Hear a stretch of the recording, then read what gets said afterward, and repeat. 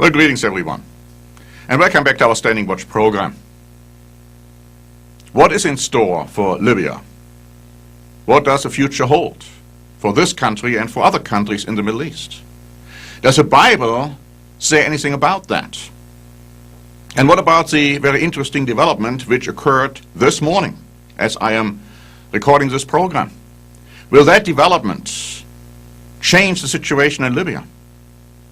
Well, before I cover all of that, let me briefly review with you what happened during this week. Now, I'm not talking about the demonstrations per se. I'm not talking about the violence which this country is encountering. I'm talking about the reaction or the lack of the reaction of the West, the Western powers, especially Europe and the United States of America. And we can safely say that none of those countries has really covered itself and themselves with glory in the way they behaved. Now, first of all, Deutsche Welle reported on February 21. Relations over the extent of business ties, arms deals and energy reliance between EU members and governments such as those in Tunisia, Egypt, Libya and Bahrain have led some analysts to question whether the policies of certain individual member states have been holding the EU back from taking a strong, unified approach. Italy has strong ties with Libya, while Greece has also strong business links. France has been exposed as having strong links to the former Tunisian regime, while Britain has deep investments in Libyan oil fields and lucrative arms deals with Bahrain. It is quite likely that an internal struggle is underway within the EU between the Scandinavian and Northern European countries horrified at the repression of demonstrators and Southern European Mediterranean countries more anxious to preserve investments and commercial relationships. It goes on to say it was the major powers inside the EU rather than the EU itself which led the calls for restraint when the protests began and issued statements on their own individual positions as the wave of unrest spread. And this tells us something. This tells us that the EU, the European Union, is still not unified totally and completely.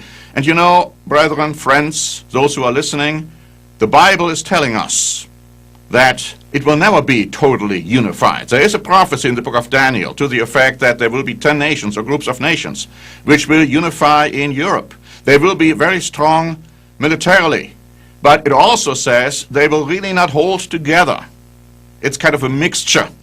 And so we see this tendency developing, but we can safely say that Europe will totally unite when it comes to those 10 nations or groups of nations insofar as an army is concerned, a military power. Now let me read to you from an article by Der Spiegel online, dated February 22. The US government is now forced to rely on its European allies to exert pressure on Libya. So in other words, the United States thinks that they are incapable of doing anything, and they hope the Europeans will do something. It goes on to say, but the EU, once again, is divided in its approach. On Monday, EU foreign ministers meeting in Brussels strongly condemned the regime's crackdown on protesters, but they were not able to agree on any sanctions. Demands for punitive measures made by Finland and other Scandinavian countries were rejected. Italy in particular has resisted sanctions because the government of Prime Minister Silvio Berlusconi, who is of course in deep trouble, doesn't want to endanger its close economic ties with its former colony. It's also worried about a new wave of refugees from North Africa, and that of course is a concern. There are more and more refugees from North Africa pouring into Europe, and Europe isn't really able to handle that wave. Now here's an interesting, very mind-boggling, if you think about it, article by the German paper Sueddeutsche Zeitung, which was published on February 24. Now listen carefully what they have to say. The time for indecision has passed. It is time for Europe to stop playing the role of gentle admonisher. Even sanctions such as travel bans or the freezing of assets wouldn't be enough. The best thing would be a coalition with the Arab League, Egypt and the African Union, a coalition which, outfitted with a United Nations mandate, could militarily re-establish peace in Libya. The Welt, another German paper, very well-known paper, had this to say on the same day. What about the United States? The global power has enough problems on other fronts. And Europe? There has been no lack of soft power, warm words and hot air.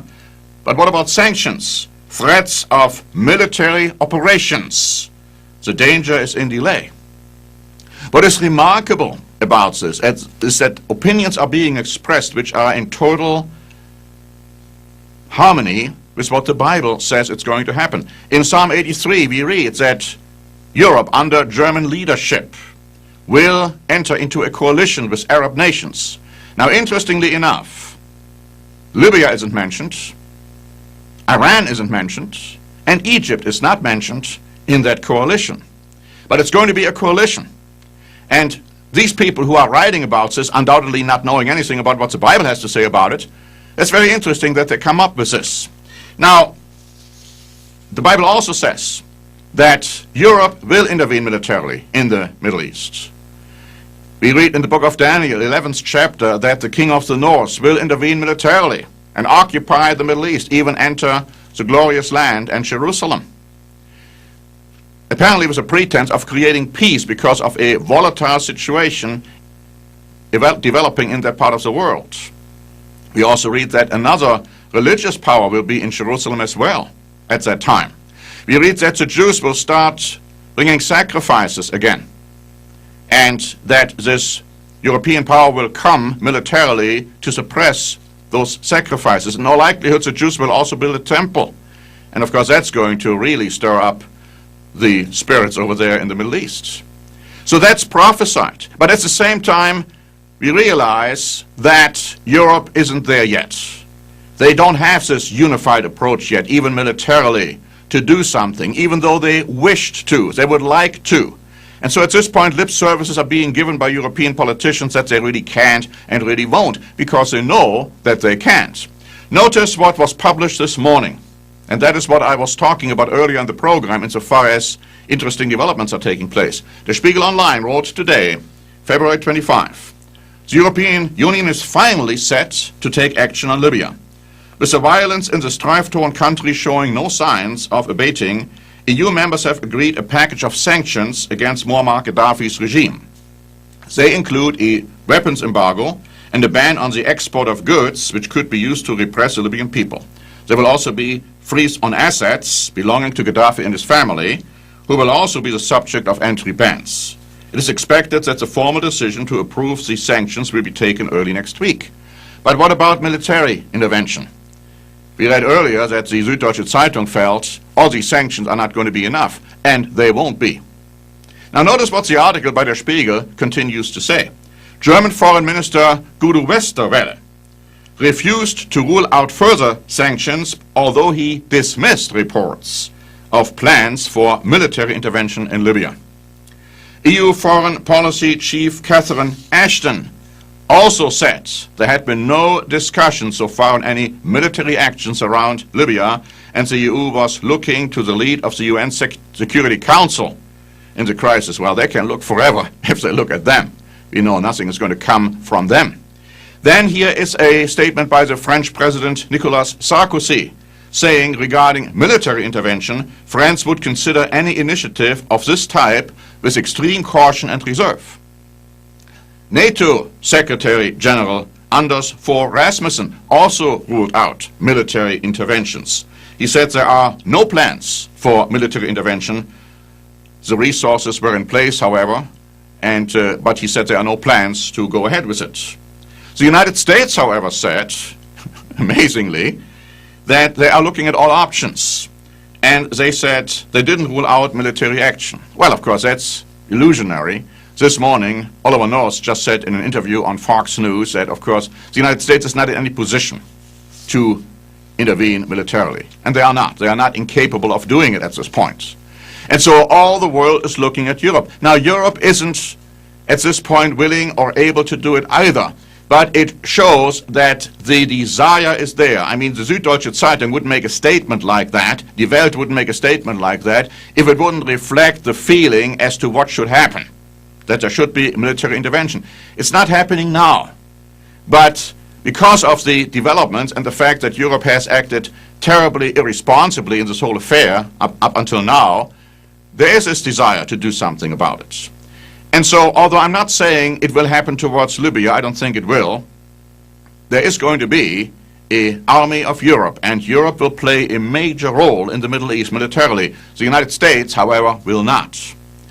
Returning to Libya, we have a weekly update which we are sending out via email, and by the way, if you would like to subscribe to it, you can receive your free copy, totally free of charge, via email. Just let us have your email address. And 2 weeks ago, before this turmoil in Libya started, we had this to say: Libya is another country to watch. Historically, there have been strong alliances between Egypt, Libya, and Ethiopia, and it is indicated in Scripture that a similar configuration could happen again. Compare Ezekiel 30, verses 1 to 5, Jeremiah 46, verses 1 to 2, and 8 to 10. So we already pointed out that Libya will play a major role in world affairs, but in a way most people don't expect. There seems to be a coalition developing, ultimately, between Egypt, Libya, and Ethiopia, another country we should watch, a country which had tremendous historical meaning and purpose in the past. It might very well have a major role to play in the future. And so I would like to challenge you to keep watching what is happening in the Middle East, what is happening in Libya, where that is all going, where Egypt is going, where Ethiopia is going, where the other countries in the Middle East are going. The fact that Israel will become more and more isolated and will end up with no friends whatsoever in the world. We have prepared a book. It's not only a booklet, it's a book. I mean, it's over 150 pages long. It's talking about Revelation, the book of Revelation, because that has a lot to say about what's going to happen in the future. And I ask you, it's again totally free of charge, no request for money, to ask for a free copy. Just write us and ask for the free copy on the book of Revelation. We have also posted it on our websites, and you can actually read it right there. It will tell you a lot of things which you may not know. Things you might have believed, but are those things based on the Bible? Are those things based on what the book of Revelation has to say? Or are they based on human tradition and other ideas which are not based on facts? The Middle East is about to explode. It's already exploding, but it will end up in a very interesting development. It will open the way for Europe, a European unified army, to move into this part of the world to quote-unquote establish peace, but it will end up in a terrible war. Thanks very much for watching. This is Norbert Link for the Standing Watch program.